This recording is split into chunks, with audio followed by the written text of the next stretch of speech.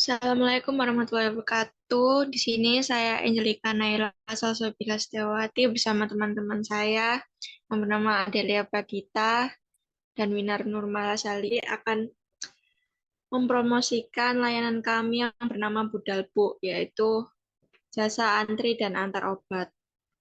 Berikut ini adalah ide bisnis kami, yaitu Budalbu. Berangkat untuk delivery-in dan antriin langsung buat kamu. Tagline kami yaitu kamu di rumah aja menanti biar kita yang antri. Berikut ada logo Budalbu. Alasan berbisnis ini yang pertama adalah ojek online tidak menyediakan fungsi antri dan antar obat.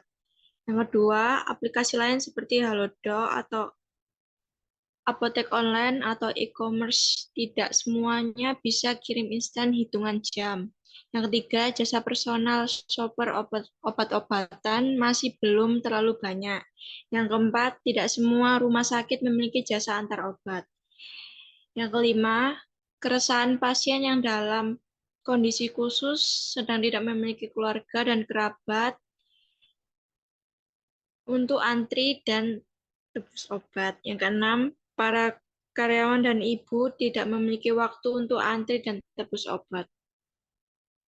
Berikut adalah tata cara penggunaan layanan. Yang pertama, pasien setelah periksa ke dokter dan mendapatkan resep, dapat WhatsApp dan DM IG kami, dan akan kami tebuskan. Yang kedua, obat tanpa resep juga dapat kami tebuskan. Yang ketiga, delivery obat ke tempat yang diminta pasien atau keluarga pasien. Yang keempat, bayar bisa cash atau QRIS. Yang kelima, pembelian atau order lebih dari 2 kali dapat cashback 5% dan dapat diskon ongkir. Strategi pemasaran kami yaitu yang pertama, bekerja sama dengan pihak rumah sakit dan apotek untuk mempromosikan jasa kami via medsos, instansi, atau dengan sistem bagi hasil. Yang kedua, membuat media sosial IG, TikTok, dan lain-lain untuk promosi. Yang ketiga, membuat website pemesanan jasa kami. Yang keempat, membuat WhatsApp bisnis untuk pemesanan dan secara bertahap membuat aplikasi di Google Play Store dan App Store. Hambatan atau kendala yang pertama, negosiasi dan lobbying dengan pihak rumah sakit dan apotek. Yang kedua, promosi yang harus ekstra karena jasa masih awam. Tabel analisis aspek positif. Yang pertama, menghemat waktu. Yang kedua, pengiriman yang aman dan cepat. Ketiga, pembayaran yang mudah. Keempat, layanan yang efektif. Kelima, biaya pengiriman yang kompetitif.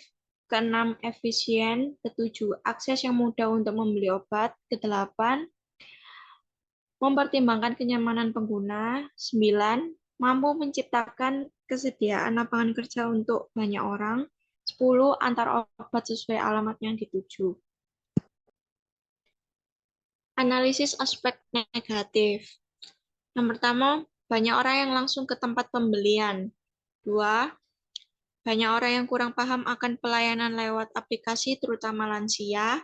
Yang ketiga, kurangnya perhatian masyarakat terhadap layanan ini. Selanjutnya, analisa konsumen dengan segmentation, targeting, dan positioning. Nah, untuk segmentation, kita akan yang diterapkan dalam bisnis kami atau layanan kami, kita menggunakan 4 jenis, yaitu yang pertama, segmentation berdasarkan demografis, yaitu mempertimbangkan faktor seperti usia, jenis kelamin, etnis, status pernikahan, dan pekerjaan. Selanjutnya, segmentasi berdasarkan geografis, yaitu berdasarkan lokasi geografis seperti negara, di provinsi, di kota, maupun di desa. Selanjutnya ada segmentasi psikografis, yaitu menggali lebih dalam tentang target pelanggan, termasuk gaya hidup, hobi, dan preferensi mereka terhadap tren. Selanjutnya segmentasi perilaku, yaitu mendasarkan pada kebiasaan konsumen dalam membeli dan menggunakan produk, termasuk tingkat loyalitas dan manfaat yang dicari.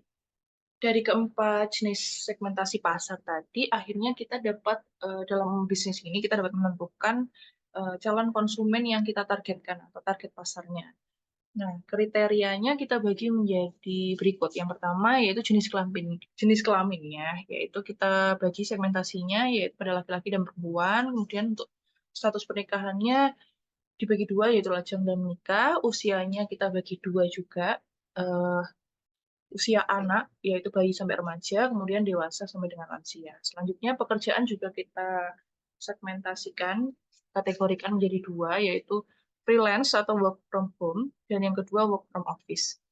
Kemudian untuk tingkat pendapatan juga kita bagi menjadi tiga, yaitu tingkat pendapatan atas, menengah, dan tingkat pendapatan bawah.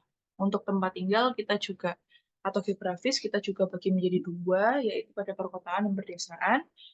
Dan yang terakhir, gaya hidup dalam berbelanja juga kita bagi menjadi dua, yaitu berbelanja secara langsung atau offline, atau kecenderungan berbelanja online.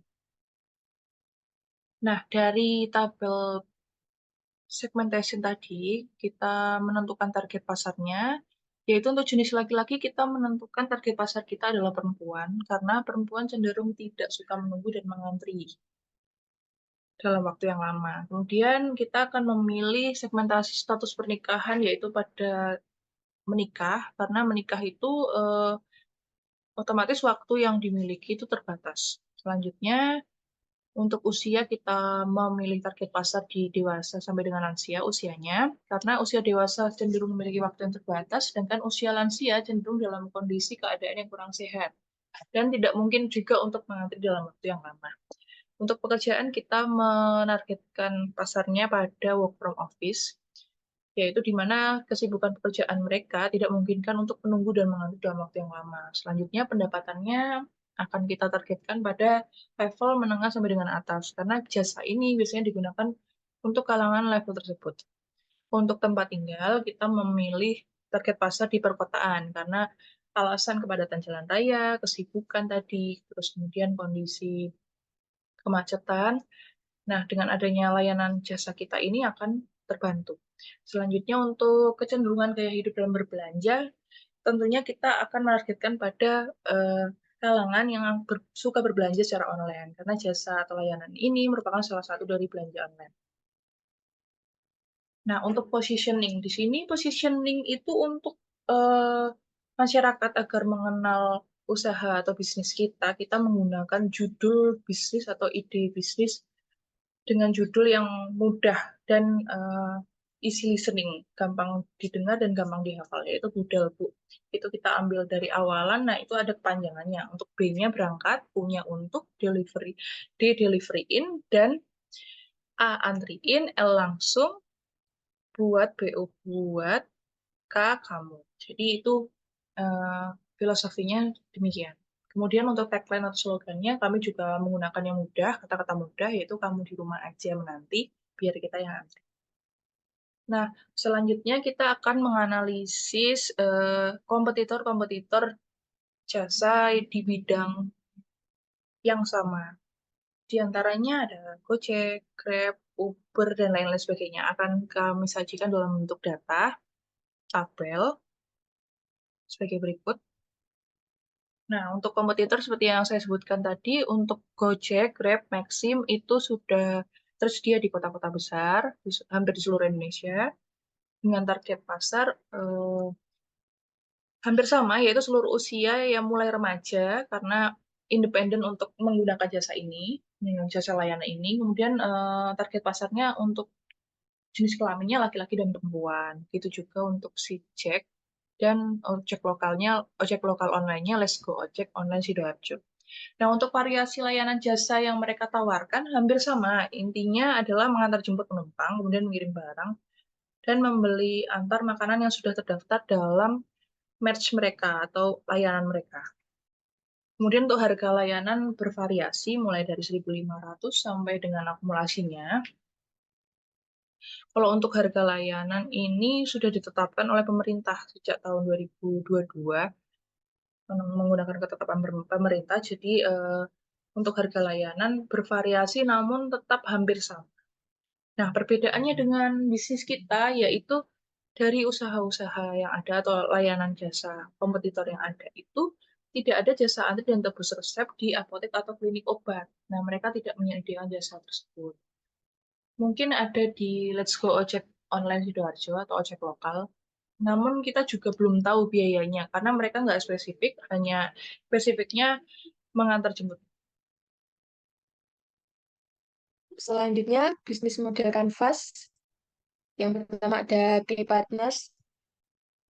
Kita bekerja sama dengan RSUD, apotek, dan juga klinik.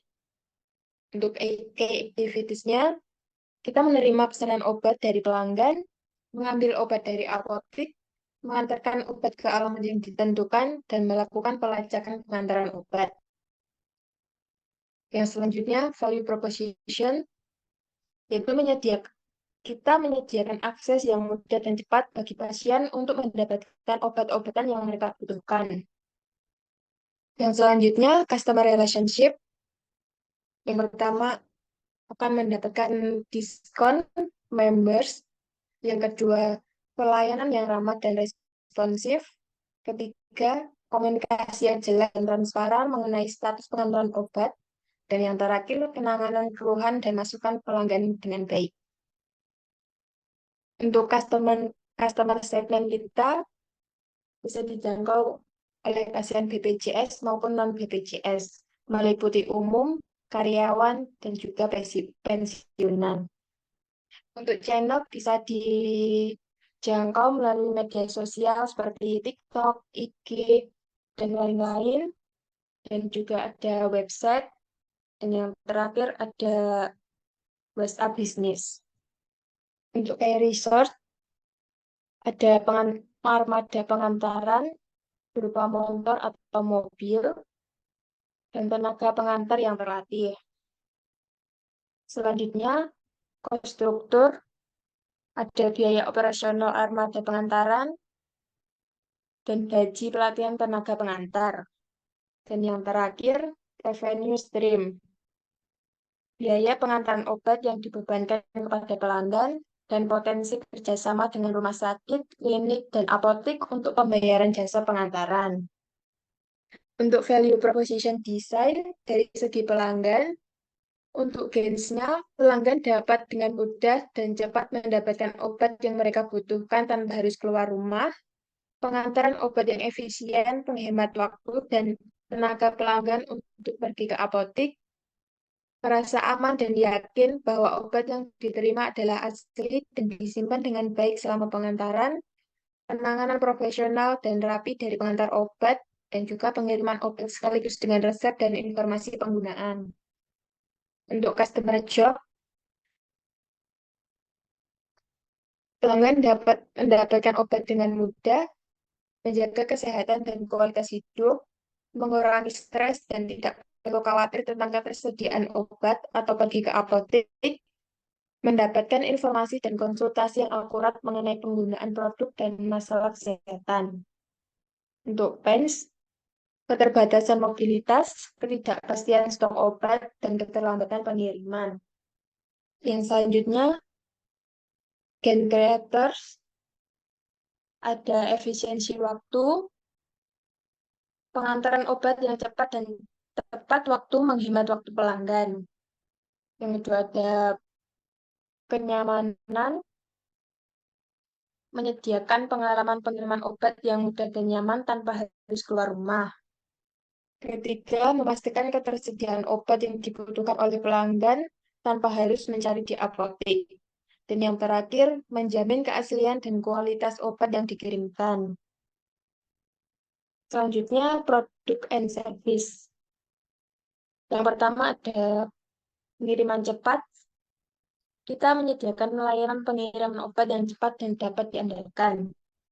Yang kedua, pemesanan online yang memungkinkan pelanggan untuk memesan obat secara online melalui situs web atau aplikasi atau WhatsApp bisnis. Yang ketiga, pemilihan pengiriman yang fleksibel.